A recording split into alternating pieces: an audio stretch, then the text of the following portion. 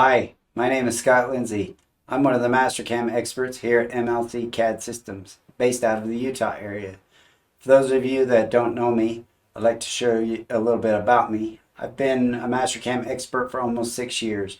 For 22 years, my experience ranged from working in a mold shop to a job shop and a medical device prototyping shop. If you ask anybody that knows me, they'll likely tell you I'm a fan of anything Tesla, and will probably talk your ear off about it if you let me. I also enjoy riding my one wheel. Are you video dad? Doing his donuts? Not sure I'm ever going to live that video down. Well, that's enough about me. Let's get started. Today I want to share you with the changes that they made to the 2D lead-in, lead-out, specifically the ramp profile, and the 3D high-speed linking parameters. In this first example, I have the dialog box pulled up from 2021 and the dialog box pulled up from 2022. In 2022, we now have access to the line length, the arc, radius, and the sweep fields. What this means in Mastercam 2022 is in prior versions, this line right here was the line that Mastercam was applying the cutter comp to. So if we were running any sort of cutter comp, whether it's wear or control, this would ultimately result in a gouge out on the machine. So if we come into Mastercam's parameters and we turn on control, this is very apparent, as we have this purple line that shows us our cutter comp turning on all the way down to this corner.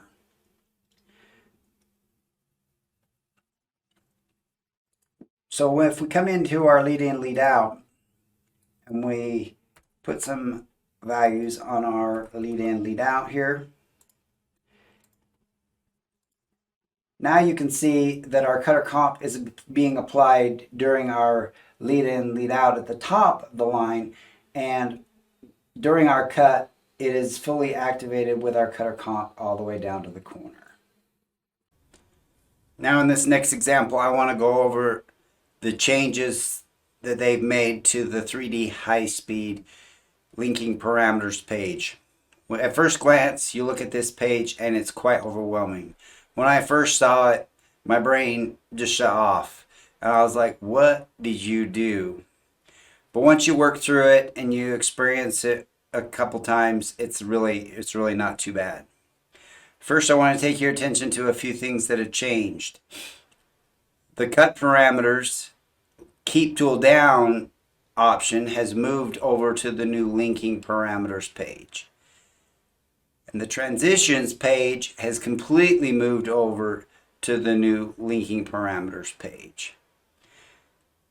Now in this example, I want to highlight a few of the key features as far as how the clearance plane acts in the 2022, the new arc fit radius and what that is, the linear entry and exit, and in the transitions page, applying the leads, what a primary lead is and what a secondary lead is.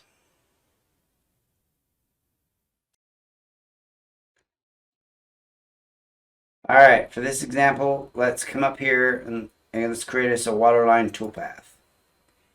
For my machining geometry, I'm going to come in and I'm going to select these green surfaces. And for my check surfaces, I'm going to select the brown geometry.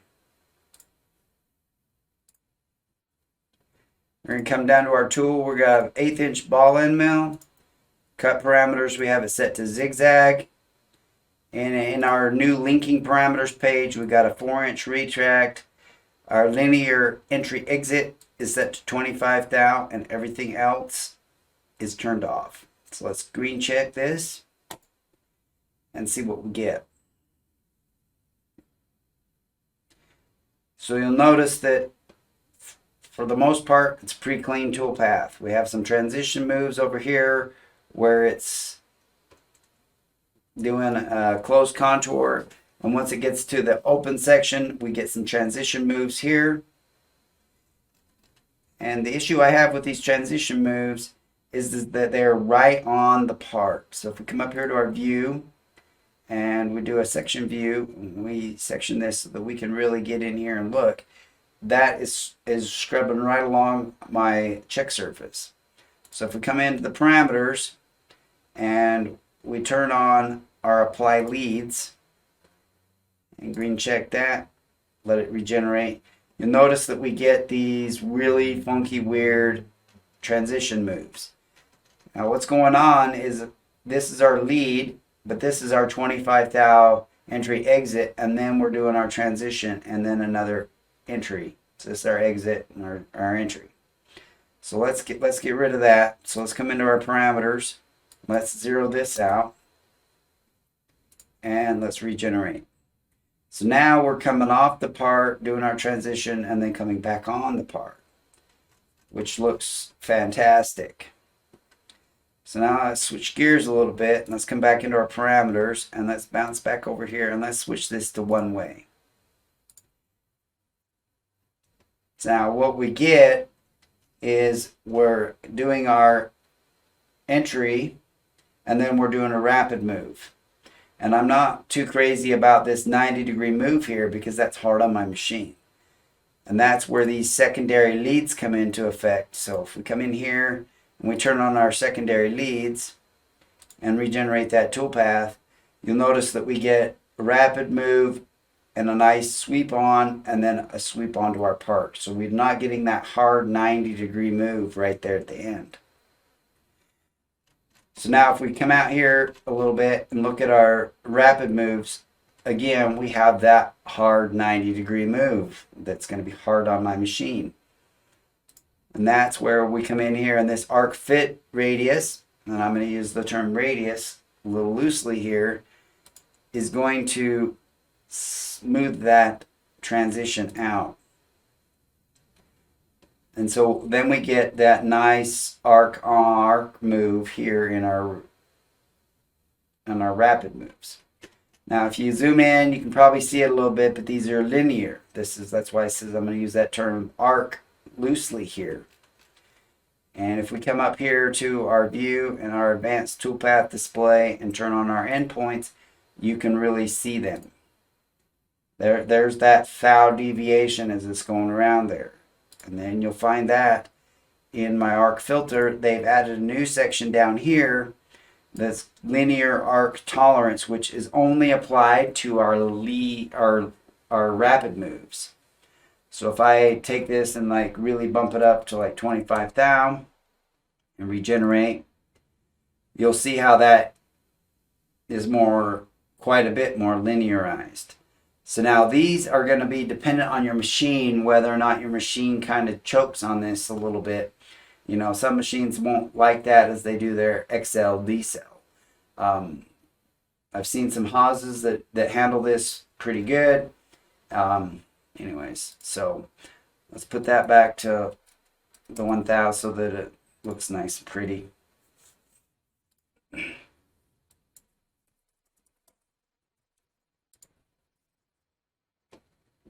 All right. So the other thing that I wanted to kind of go over was this retract. So if we come back into our linking parameters, this clearance plane, it's either going to be the greater of two things. It's either going to be this number as an absolute value above my part, but if I go down to 0, it's more of an incremental move from the highest geometry that it sees, plus some clearance. So this is going to clear my part, but if I look back here in the back, you can see that this is only coming up and doing our radius and then coming straight over. So it's doing the minimum lift to clear that part. And since we're arcing on and off the part, we've cleared it. Now this might be a little bit sketchy, as you know, we might have some dog leg moves through here, and so we want to make sure that we don't have that going on while we do this. So make sure you know what your machine's capable of doing. Now, like I said, this page is a little bit overwhelming, and if the help menu in 2022 has gotten a big overhaul.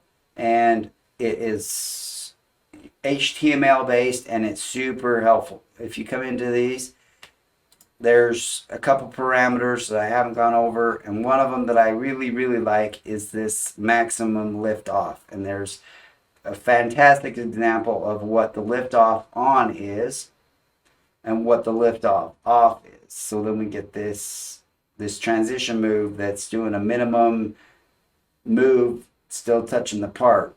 And so this lift off clears our part.